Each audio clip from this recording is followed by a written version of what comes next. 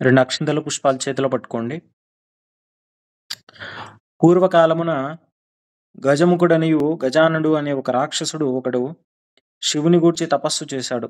అతని తపస్సునకు మెచ్చి హ్మ్.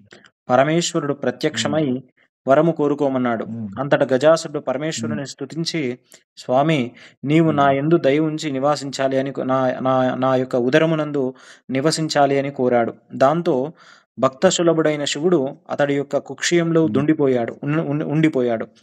జగన్మాత పార్వతి హ్మ్. భర్తను వెతుకుతూ ఆయన గజాసురుని కడుపులో ఉన్నాడని తెలుసుకున్నది.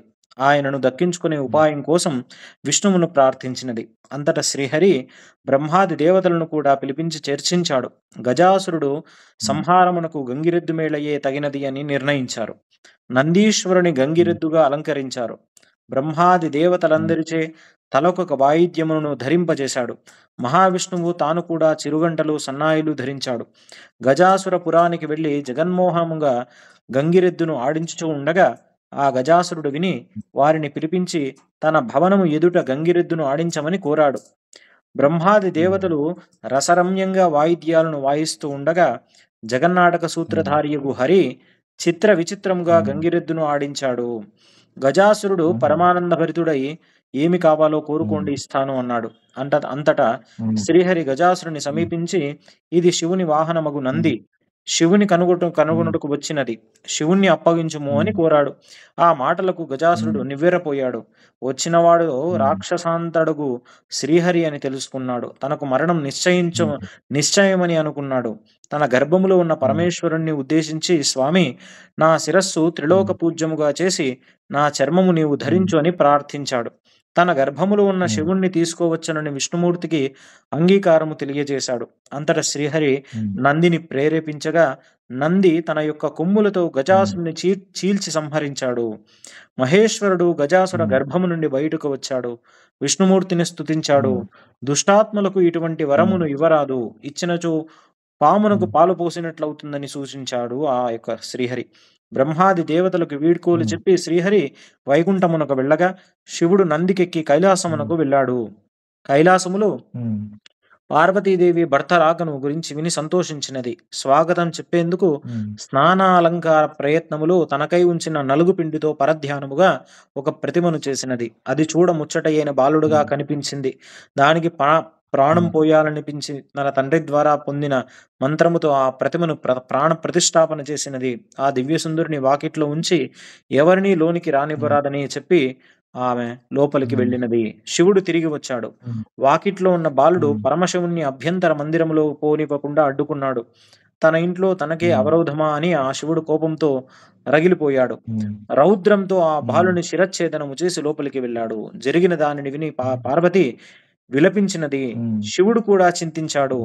వెంటనే తన వద్దనున్న హ్మ్. గజాసురుని శిరమును ఆ యొక్క బాలుని హ్మ్. మొండెమునకు అతికించి, ఆ శిరమునకు హ్మ్. శాశ్వత తత్వమును, త్రిలోక పూజ్యతను హ్మ్. కలిగించాడు.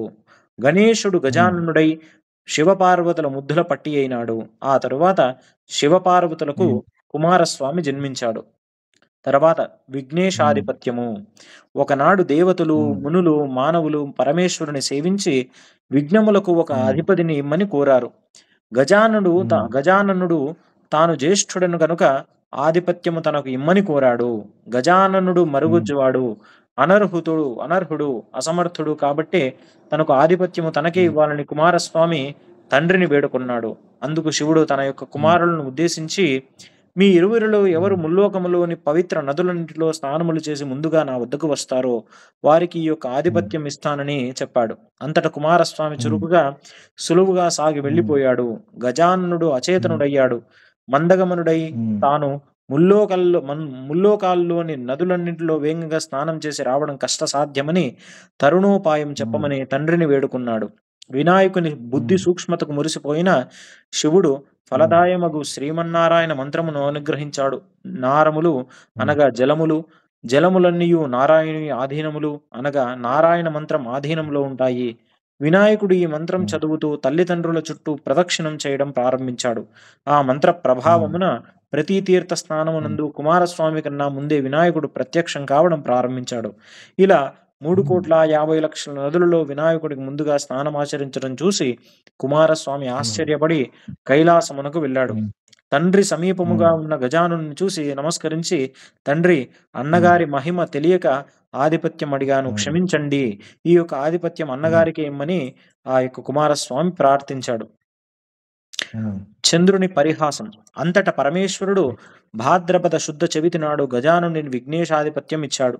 ఆనాడు సర్వదేశస్థులు విఘ్నేశ్వరునికి తమ శక్తి కొలది కుడుములు, అపూపములు, మున్నగు పిండి వంటలు, టెంకాయలు, తేనె, అరటిపండ్లు, పానకం, వడపప్పు మొదలైనవి సమర్పించి పూజించగా విఘ్నేశ్వరుడు సంతుష్టుడై కుడుములు మున్నవి అన్నీ భక్షించి కొన్ని వాహనమునకిచ్చి కొన్ని చేత ధరించి మందగమున సూర్యాస్తమయం వేళకు కైలాసమునకు వెళ్లి తల్లిదండ్రులకు ప్రణామం చేయబోయాడు.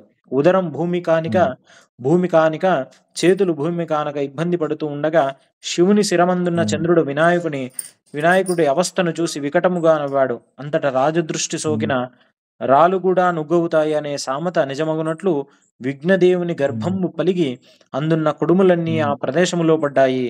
అతడు మృతి చెందాడు. అంతట పార్వతి శోకించుచు చంద్రుని చూసి, పాపాత్ముడా, నీ దృష్టి తగిలి నా యొక్క కుమారుడు మరణించాడు కాబట్టి నిన్ను చూసిన వారు పాపాత్ములై నీలాపనిందలుగా పొందుదురుగా కాని శపించినది. ఆ సమయంలో సప్తమహర్షులు యజ్ఞం చేస్తూ తమ భార్యలతో అగ్ని ప్రదక్షిణము చేస్తూ ఉన్నారు. అగ్నిదేవుడు ఋషిపత్నులను మోహించి శాప భయంతో అశక్తుడై క్షీణించడం ప్రారంభించాడు. అగ్ని భార్య అయిన స్వాహాదేవి అది గ్రహించి అరుంధతి రూపము దక్క మిగిలిన ఋషి పత్నుల రూపమును ధరించి పతికి ప్రియము చేసేందుకు ప్రయత్నించినది. అగ్నిదేవునితో ఉన్నవారు తమ భార్యలేనని శంకించి ఋషులు తమ భార్యలను విడనాడారు. పార్వతీ శాపానంతరం ఋషిపత్నులు చంద్రుని చూచుటనే వీరికి ఈ యొక్క నీలాపనింద కలిగినది. దేవతలు, మునీంద్రులు ఋషిపత్నులకు వచ్చిన ఆపదను పరమేశ్వరునికి తెలుపగా అతడు సర్వజ్ఞుడగుడే అగ్నిహోత్రుని భార్యయే ఋషిపత్నుల రూపంలో ధరించినదని చెప్పి ఋషులను సమాధానం పరిచాడు. అంతట బ్రహ్మ కైలాసమునకు వచ్చెను. మహేశ్వరులను సేవించి మృతుండై పడియుండ విఘ్నేశ్వరుని బ్రతికించారు. పార్వతీ పరమేశ్వరులు సంతోషించారు. అంతట దేవాదిదేవులు, ఓ పార్వతి, నీ శాపం వల్ల ముల్లోకాలకు కీడు వాటిల్లింది కాబట్టి శాపాన్ని ఉపసంహరించుకోవాలని ప్రార్థించారు. తనయుడు మరలా బతకడంతో పార్వతీదేవి చాలా సంతోషించింది. కుమారుణ్ణి చేరదీసి ముద్దాడింది. ఏ రోజున విఘ్నేశ్వరుని చూసి చంద్రుడు నవ్వాడో ఆ రోజున చంద్రుని చూడరాదు అనే శాపాన్ని సడలించింది. అంతట బ్రహ్మాదులు భాద్రపద శుద్ధ చవితి నాడు మాత్రము చంద్రుని చూడక జాగరూకులై సుఖంబుగా ఉండిరి. ఇలా కొంతకాలం గడిచిపోయింది. తర్వాత శమంతకోపాఖ్యానము. ద్వాపర యుగమున నారదుడు ద్వారకావాసియుగు శ్రీకృష్ణుని దర్శించి స్తుతించాడు. మాటల సందర్భంగా, స్వామి, సాయంకాలమైనది, నేడు వినాయక చవితి కాబట్టి పార్వతీదేవి శాపం కారణంగా చంద్రుని చూడరాదు, ఒక సెలవు అని పూర్వ వృత్తాంతమంతయు శ్రీకృష్ణునికి చెప్పి నారదుడు స్వర్గలోకమునకు వెళ్ళాడట. అంతట కృష్ణుడు ఆనాటి రాత్రి చంద్రుణ్ణి ఎవరూ చూడకూడదని పట్టణంలో చాటించాడు. క్షీరప్రియుడగు శ్రీకృష్ణుడు ఆనాటి రాత్రి తాను ఆకాశం వంక చూడక గోష్ఠమునకు పోయి పాలు పితుకుతూ పాలలో చంద్రుని ప్రతిబింబమును చూశాడు. ఆహా, ఇక నాకెట్టి అపనింద రాబోతున్నదు అని అనుకున్నాడు ఆ శ్రీకృష్ణుడు. కొన్నాళ్లకు సత్రాజిత్తు సూర్య వరముచే శమంతకమణిని సంపాదించి ద్వారకా పట్టణమునకు శ్రీకృష్ణ దర్శనార్థమై వెళ్ళాడు. శ్రీకృష్ణుడు మర్యాద చేసి ఆ మణిని మన రాజుకిమ్మని అడిగాడు. రోజుకు 8 బారువుల బంగారమిచ్చు దానిని ఏ ఆప్తునకైనను ఎవరు ఇవ్వరని సత్రాజిత్తు తిరస్కరించాడు. అంత ఒకనాడు సత్రాజిత్తు తమ్ముడు ప్రసేనుడు ఆ శమంతకమణిని కంఠమున ధరించి వేటాడడానికి అడవికి వెళ్ళాడు. ఒక సింహం ఆ మణిని మాంసఖండమని భ్రమించి అతడిని చంపి ఆ మణిని తీసుకుపోతూ ఉండగా ఒక భల్లూకమని ఆ సింహాన్ని చంపి ఆ మణిని తన కుమార్తె జాంబవతికి ఆట వస్తువుగా ఇచ్చింది. మరునాడు సత్రాజిత్తు తమ్ముని మృతి విని కృష్ణుడు మణి ఇవ్వలేదని ఆ సోదరుని చంపి రత్నం అపహరించాడని పట్టణమున చాటించాడు. అది కృష్ణుడు విని చవితి నాడు పాలలో చంద్రబింబమును చూసిన దోషఫలమని అనుకున్నాడు. దానిని ఆపుకొనుటకై బంధు సమేతుడై అరణ్యమునకు వెళ్లి వెదుకగా ఒకచోట ప్రసేదుని కళేబరము, సింహం కాలిజాడలు, తరువాత ఎలుగుబంటి అడుగుజాడలు కనిపించాయి. ఆ దారిన వెలుచు ఉండగా ఒక పర్వత గుహ ద్వారమును చూసి పరివారమును అక్కడ విడిచి కృష్ణుడు గుహలోపనికి వెళ్ళాడట. అచ్చట బాలిక ఉయ్యాలపై కట్టిన మణిని శ్రీకృష్ణుడు చూశాడు. దానిని తీసుకొని వెనక్కు వస్తూ ఉండగా ఆ బాలిక ఏడవడం ప్రారంభించింది. అంతట జాంబవంతుడు ఆవేశముగా వచ్చి శ్రీకృష్ణుని పైబడి అరుచుచు, గోళ్లతో గుచ్చుచు, కోరలతో కొరుకుతూ ఘోరముగా యుద్ధము చేసెను. కృష్ణుడు వానిని పడద్రోసి వృక్షములు రాళ్లతోనూ తుదకు ముష్టిఘాతములతోనూ రాత్రింబవళ్ళు తెలియక 28 రోజులు యుద్ధము చేసెను. క్రమముగా జాంబవంతుని బలం క్షీణించినది. తననే ఓడిస్తున్న వ్యక్తి రావణ హంతకుడగు శ్రీరాముడే అని తెలుసుకున్నాడు. అంజలి ఘటించి, దేవాదిదేవ, ఆర్త జనపోషక, భక్తరక్షక, నిన్ను శ్రీరామచంద్రునిగా తెలుసుకుంటిని. ఆ కాలమున నా యందలి వాత్సల్యముచే వరం కోరుకోమన్నగా నా యొక్క బుద్ధిమాంద్యమున మీతో ద్వంద్వ యుద్ధం చేయవలని కోరుకున్నాను. భవిష్యత్తులో నీ యొక్క కోరిక నెరవేరుతుందని మీరు సెలవిచ్చేతిరి. అది మొదలు మీ నామస్మరణ చేయుచు అనేక యుగములు గడిపాను. ఇప్పుడు తాము నా యొక్క నివాసమునకు దయచేసి నా కోరిక నెరవేర్చారు. నాకు ఇక జీవితేచ్ఛ లేదు. నా అపరాధమును క్షమించి కాపాడుము. నీకన్నా వేరు దిక్కు లేదు అంటూ భీతిచే పరిపరి విధములుగా ప్రార్థించెను.